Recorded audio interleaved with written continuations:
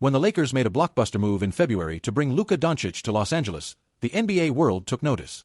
But no one expected this. In just a few short weeks, Luka hasn't just joined the team, he's taken over. In 23 games wearing the purple and gold, Luka has averaged 26.8 points, 8.4 rebounds, and 7.9 assists, all while adding nearly 2 steals a night.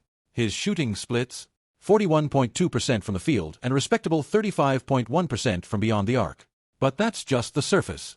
Once March hit, Luka kicked into a whole different gear. He put up 30.1 points, 8.4 rebounds, and 8.6 assists, while shooting over 40% from deep and knocking down 4.3 threes per game.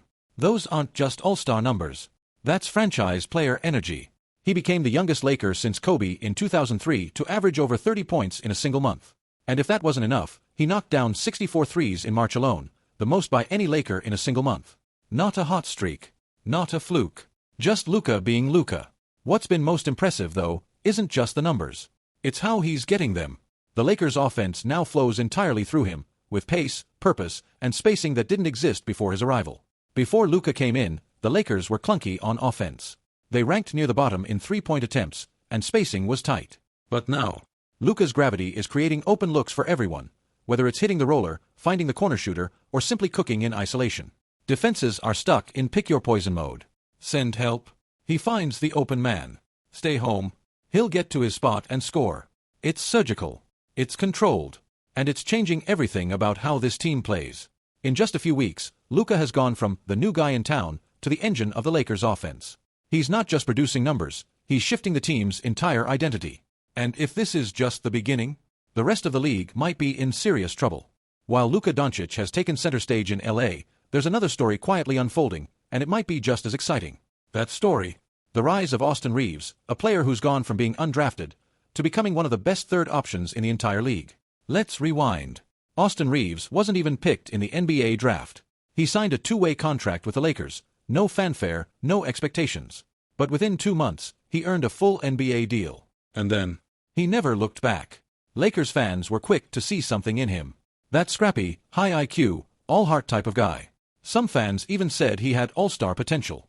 Most people laughed. But no one's laughing now. This season, Reaves has exploded. He's putting up career highs across the board. 20.1 points, 4.5 rebounds, 5.8 assists, shooting nearly 46% from the field and 37% from deep.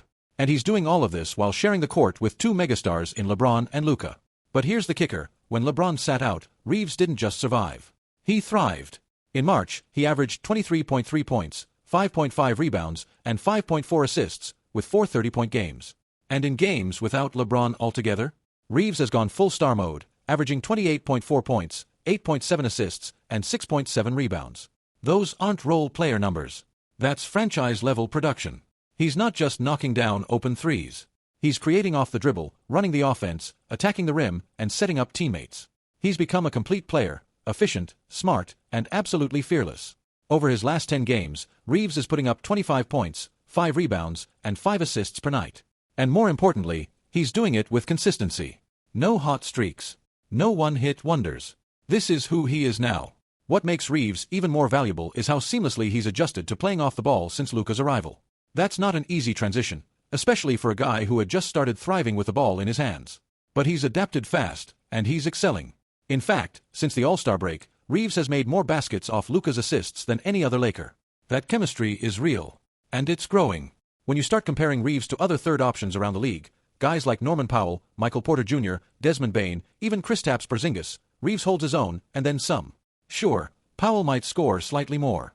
But Reaves offers more playmaking, more versatility, and a much higher basketball IQ. In the context of this Lakers team, with two dominant offensive players already in place, Reaves is the perfect complementary star. Even LeBron acknowledged it, saying, "His ability to play off the ball, move without it, and read the defense has been huge. I can play off of him just as much as he plays off me."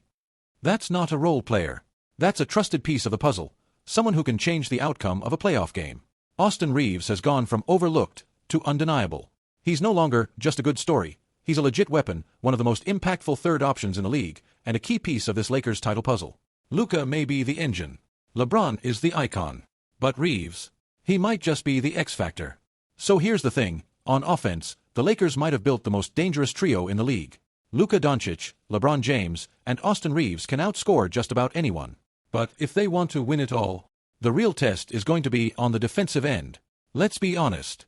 Luka Doncic isn't exactly known for his defense. Reaves. He competes, sure, but lateral quickness and recovery speed aren't his strengths. And LeBron. At 39, he picks his moments. So how do the Lakers expect to survive defensively, especially in the playoffs? Here's the twist. Before Luka's arrival, the Lakers were ranked 18th in defensive rating, pretty average. After the trade deadline, they jumped to 12th, and for a 15-game stretch, they were actually the best defense in the league. It wasn't magic. It was effort, buy-in, and smart adjustments. Luka may not be a lockdown defender, but he's shown a better commitment to team schemes, playing smarter, rotating faster, closing out with purpose. Reaves is working harder, too, fighting through screens, playing physical, and making the extra rotation. And LeBron. He's been the glue. Not the rim protector anymore, that's AD's job when he's on the floor, but as a communicator and off-ball leader, he's kept this unit together. But let's not sugarcoat it, there are still cracks. When Luka and Reaves get isolated against quick guards, the defense can unravel. Help rotations get late. The paint opens up. That's going to be a major problem when teams start hunting matchups in a 7-game series. Coaches will test those mismatches. Pick and rolls. Switches. Isolation sets. They'll force the Lakers to prove they can hold up for 48 minutes. That's where coaching comes in. J.J. Redick isn't trying to turn Luka into Drew Holiday overnight. He's focused on smart adjustments, mixing in zone looks, shifting matchups, and tightening rotations. The goal isn't to become a top 5 defense. It's to be good enough. Just enough stops. Just enough disruption. So the offense can carry the rest. And speaking of offense, Luka's not just a regular season killer. In 4 playoff runs with Dallas, his scoring average went up 3 times. In 2022, he led the Mavericks to the NBA Finals, playing through injuries. A sprained knee, sore ankle, didn't matter. He's built for playoff moments.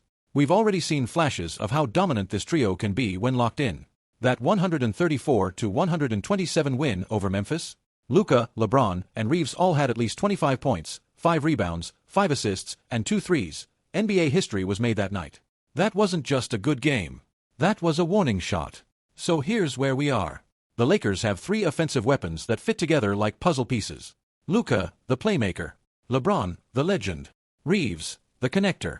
They might not have a perfect defense, but they've got leadership, chemistry, and one of the most unpredictable scoring machines the league has ever seen. And in a wide-open Western Conference, that might be all they need.